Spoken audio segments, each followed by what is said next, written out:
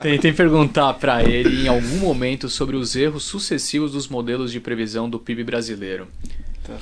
Que a gente pode... Porque realmente, né, nos últimos anos, o pessoal estima crescimento baixo, no fim tem essa surpresa positiva. Esse fenômeno é específico aqui do Brasil? O que leva a isso? Enfim, qual que é a sua visão? Tá.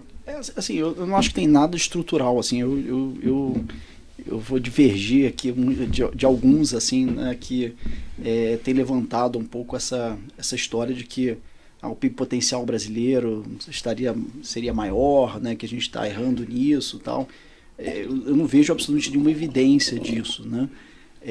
Eu acho que o que aconteceu, assim, acho que primeiro, né, a gente tem que tomar um pouco de cuidado, assim, com relação às previsões, assim, né, porque as previsões são sempre, que a gente gosta de falar assim, são condicionais ao cenário. Né, o cenário muda, né, assim, as condições, né, de crescimento vão mudar. Né, então pega, por exemplo, sei lá, a pandemia. Né, poxa, o pessoal errou ali, né, previu que ia ser muito mais baixo e depois foi mais forte. Claro, o governo surpreendeu muito na quantidade de estímulos que foram feitos, né, naquele ano. Então é natural, né, que depois tudo se ajustasse, né, para o outro lado. Né. Então, assim, eu acho que cada ano, né, tem um pouco a sua explicação, né, e eu acho que esse ano não é diferente. Né, e eu acho que quais são as explicações desse ano, né, que estão, no meu entender aqui, né, acho que explicam, né, essa surpresa de crescimento que a gente está vendo. Né. Acho que primeiro a gente teve... Acho que são 3 fatores, tá? Para falar de forma bem direta. Assim. Acho que tem primeiro o agro, né, o que aconteceu com a agricultura aqui, né, no Brasil. Né, segundo, né, você teve, né, essa parte, acho que tem uma parte de Bolsa Família, né, de transferências de renda, né, barra fiscal, né, aqui. Né, e terceiro, você tem o externo. Tá? Então eu vou falar rapidamente só sobre esses 3 fatores aqui, para a gente entender em que ponto a gente está, né, e talvez discutir, né, um pouco para frente. Assim.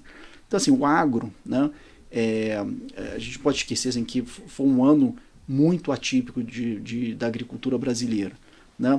E, assim, quando a gente olha, né, mesmo os nossos modelos, óbvio que a gente levou isso em consideração, né, a gente viu, né, o tamanho da safra, né, e mesmo assim a gente errou o tamanho, né, do impacto do agro no PIB. Né? E por que eu acho que aconteceu isso e ainda está acontecendo isso?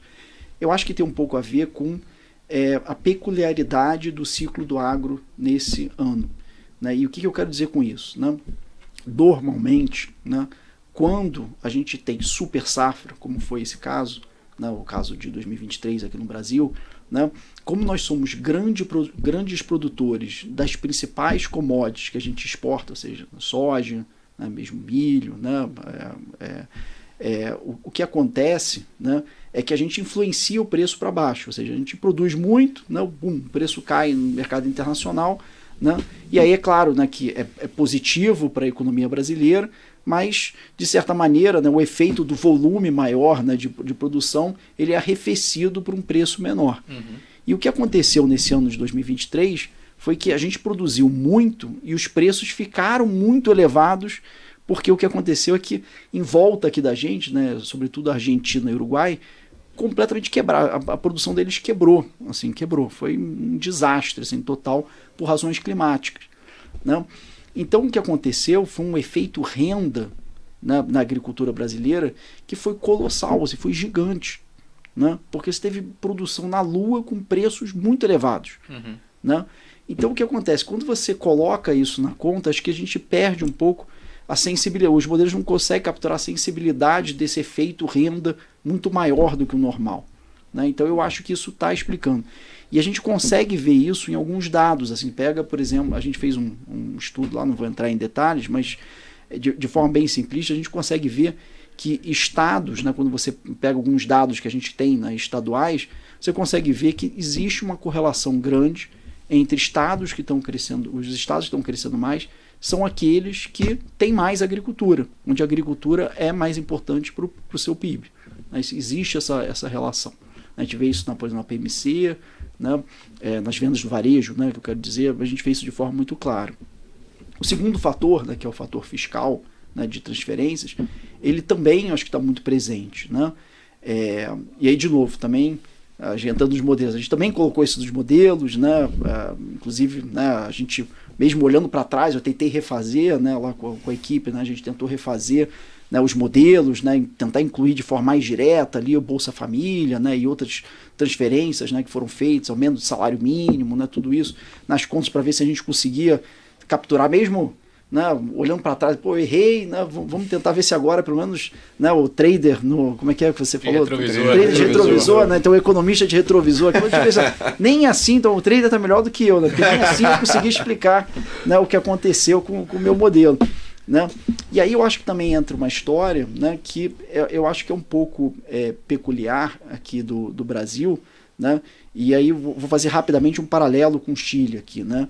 Porque assim, o que aconteceu no Brasil, assim, que a gente teve durante a pandemia uma transferência de renda, ou seja, né, um programa, né, de transferência de renda via Bolsa Família, aqueles ajuda emergencial, né, tal, que foi muito grande, e foi muito importante, né, para estabilizar, enfim, né, para a economia naquele momento, mas que gerou, né, um boom de consumo, né, uma força do consumo muito grande depois, né, e aí que vem a parte importante, né, esse ganho de renda do Bolsa Família, ele se tornou permanente, porque nós aprovamos, né, R$600 a partir desse ano.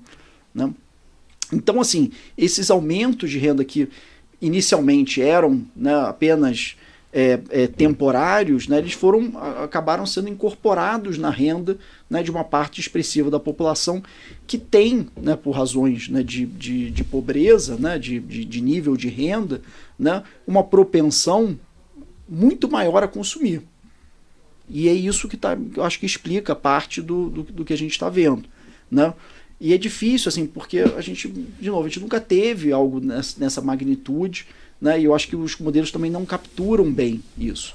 Né? E acho que no Chile é um caso interessante, porque o que aconteceu no Chile? O Chile, ao invés de o governo dar o dinheiro, né, para as pessoas, né, o Chile liberou a poupança dos próprios indivíduos, porque lá, né, você tinha uma história de capitalização, de um sistema de previdência por capitalização, né, ou seja, todo mundo poupava, né, para na velhice usar o seu próprio dinheiro, né, para pagar, né, era uma história um pouco diferente, né, um sistema bem diferente do nosso INSS aqui, né, onde você paga para o INSS, mas depois o governo é que te paga, você não tem uma conta no seu nome. Sim, que é, né, o que o Guedes queria fazer aqui anteriormente. Exatamente, o Guedes tinha essa proposta. Né? Então, assim, lá, o que o governo fez? Ele falou assim, pô, pega essa poupança dos indivíduos e deixa eles retirarem agora para eles gastarem durante a pandemia. As pessoas, de fato, fizeram, gastaram tudo. Só qual é a diferença lá? É que lá você não teve esse ganho você não teve um Bolsa Família depois, né? Uma recomposição da poupança do indivíduo. Não. Você disse para eles, ó, sabe aquela poupança agora? Acabou, né? Você gastou, né? E vida que segue. Não tem mais nada, acabou a história. Boa sorte. Você vai ter que refazer, né? Boa sorte. E aí o que o indivíduo faz? Ele fala assim, puxa, agora ele olha, né? Pô, eu tenho, né, 45, 50, sei lá quantos anos cada um tem lá, né? O indivíduo olha e fala assim, puxa, vou me aposentar daqui a tantos anos que eu gostaria, deixa eu ver o tamanho da minha poupança, pô, não tem nada. E aí o que ele começa a fazer? Ele retrai o consumo.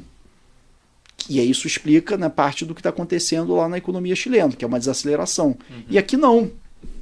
Aqui você retirou tudo, né? Faz sentido. E aí só que você tornou uma renda permanente. Então isso é o segundo fator que eu acho que está explicando. E aí o terceiro, só para finalizar, é o externo, né? E aí que o externo acho que tem um efeito relevante, que é o seguinte, assim, é que teve uma desaceleração, né, como eu mencionei aqui, grande da parte industrial no mundo, né? Isso também aconteceu no Brasil, tá? E eu sempre falo isso, assim, o Brasil é um país muito fechado, mas a indústria não é. A indústria é uma indústria relativamente aberta no Brasil. Né? Se você olhar os ciclos industriais brasileiros, eles são muito correlacionados, eles andam muito juntos, né, com o ciclo global. Né? E eu acho que dessa vez não foi diferente.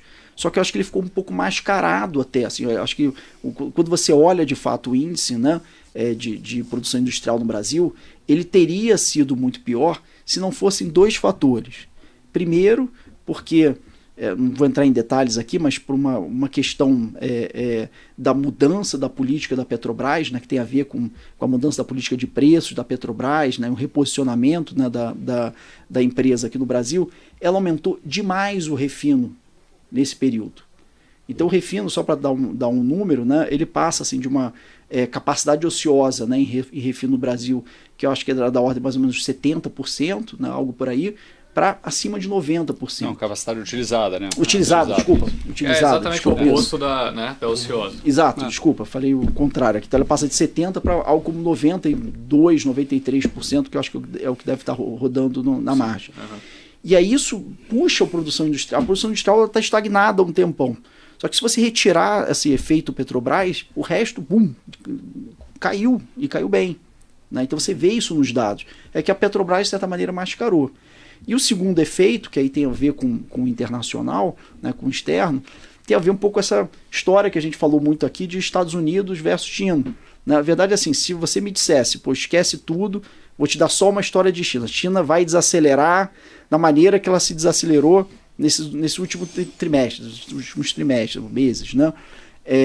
O que vai acontecer com commodities? Eu diria para você que elas teriam caído muito mais. E elas não caíram. Por quê? Porque, na verdade, o crescimento global não sentiu tanto, porque você tinha um outro vetor de crescimento que ficou muito mais resiliente, que foi os Estados Unidos. E eu acho que essa história explica também um efeito sobre commodities menor, vindo dessa desaceleração de China e da desaceleração de indústria.